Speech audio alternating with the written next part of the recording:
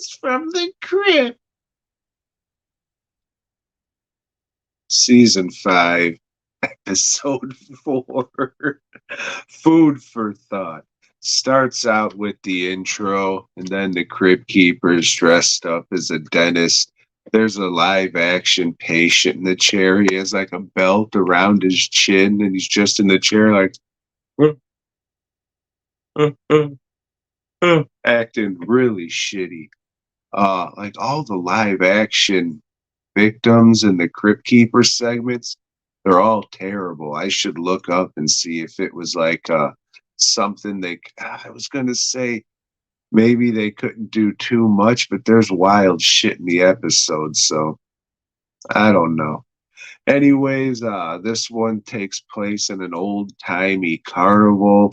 In it, oh shit, I forgot on the last one. I'm glad I remembered now. This one and the last one are actually from the Tales from the Crypt comics. So there's that. All right, so this one starts out at an old timey carnival, and Ernie Hudson plays a juggalo mind reader, and he's practicing with his assistant slash wife. She's had enough of his shit. She knows the guy's a fucking dildo, but he has the ability to transfer his thoughts into other people's minds. So he's trying to be able to read her mind, and they're practicing and that. And like, this guy's just a real dildo. Uh, she has enough of it. She's like, I'm going out because they live in like one of those little train car things, because it's like an old 1920s or maybe even probably 1920s carnival. So they're living out of like one of those train car things. She's like, oh, I just got to go around. The lady says I got to go around and clear my mind, whatever. That Ernie Hudson's eating of Ernie Hudson of Human Tornado fame. That is, he's eating some slop on a plate, and he starts licking the fucking plate and shit while he's having a conversation with his mind, saying, you ain't going nowhere. You gonna suck my pee-pee. You hear me? Now come back here and do it till I plant seed in your throat. He didn't say it as eloquently as I did, though. Oh, and after re-listening to the Human Tornado commentary track recently, and finding out that Ernie Hudson was a theater actor, comes off like a theater actor in this one, but it works. So his wife starts blowing him, and he just grabs like a handful of chocolate Valentine's Day candy, starts eating them like a slob, and pieces are just falling on her fucking head. So then we fast forward and go to like their little act that they do in the carnival, and she gets blindfolded and he does stuff to say, all right, what's this? And then she says what it is, and oh, so their show's over. She leaves first. She's talking to like all the sideshow people. There's a Siamese twin, a couple little folk. One of them, of course, being what's his name? Phil Fondacaro, something like that. You know, you've seen him when they needed one of those people in a 90s horror movie. That was the guy that you saw. But yeah, she's all talking and fucking, they're just, the bullshit. And I don't believe your act. Don't play that shit with us. Oh, it's not an act, blah, blah, blah. And then Zambini, Ernie Hudson, comes out. Don't associate with these people. Come on, we have better things to do. And, oh, I want to stay here with them. It's like, no, you're coming back with me. And then the fire eater, this real tough guy type, he was picking on old little Phil earlier because, well, little Phil deserved it. Because Phil was sitting on some boxes or something so he could be normal height. throwing peanuts at a gorilla, just teasing it and shit. And then the fire eater came up and said, "Don't do that. She's been through enough as it is. How would you like it if somebody did that to you?" You know, that kind of thing. So then he tries to stick up to for this girl, to Ernie or Zambini, and he says, "Shut your mouth, boy. Don't concern yourself with business that don't belong to." Whatever. He says, "Fuck off. I'll smack you in the nuts, you fuck." Oh, so anyways, they fuck off, go back to their boxcar, and then Ernie Hudson passes out.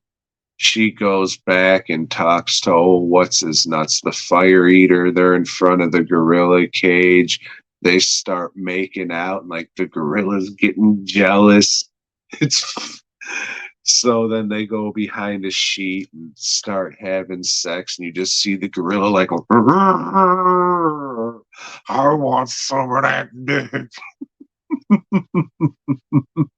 And just then, Zambini wakes out of his slumber because he hears in his head, "Oh, fire eater! Mm, oh, fire eater!" Says, "Oh, I can read her mind now. It's working." And then he's, "Come back to me, bitch." So fucking she does, and he's just, "Hey, where were you?" Blah, blah, blah, blah, blah. Old Zambini doesn't like this. So he sets the old fire eater on fire. Won't see him no more. So that was the last straw. The lady, she's leaving, and he's like, "You'll be back. You'll be back." And he's getting all drunk in his trailer. And then he hears in his head, "Oh, don't worry, I'm coming back. I'm here now." It's, oh shit, the connection's stronger. And just then, the gorilla jumps through his fucking boxcar roof and murders him with a butcher knife. He was really having a psychic link with the gorilla the whole time. And then the gorilla eats his brains because that's food for thought. Tales from the Crypt. And then the crypt keeper pulls his patient's tongue out with a pair of pliers and says something about sucking dick, and we're out. Oh, I always remember this one as being one of the most funny O. Henrys of the series, and it is.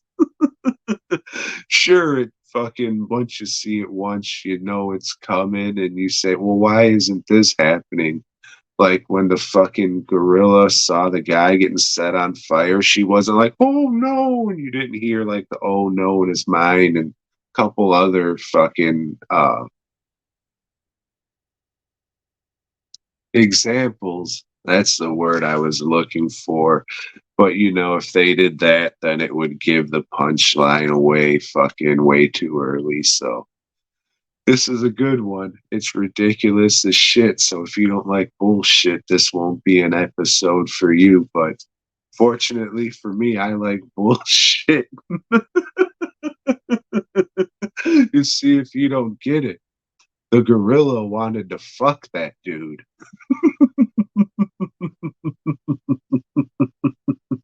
Oh, head on over to dwnproductions.net. Masks, bust, props, custom work, all the stuff that I do. Maybe you want a decapitated Ernie Hudson or Zambini head that you can eat jello out of or something. Let me know, and maybe I can make it for you. And then head on over to Fast Custom Shirts. Hundreds and hundreds of t-shirt designs, all reasonably priced. If you need a custom shirt, they can make custom shirts for you. And it says Fast in the name, so you may just be surprised. And every Monday here on the old YouTube page and boygob.com, I do a podcast with the dude who runs Fast Custom Shirts, T-shirt Jose, as they call him.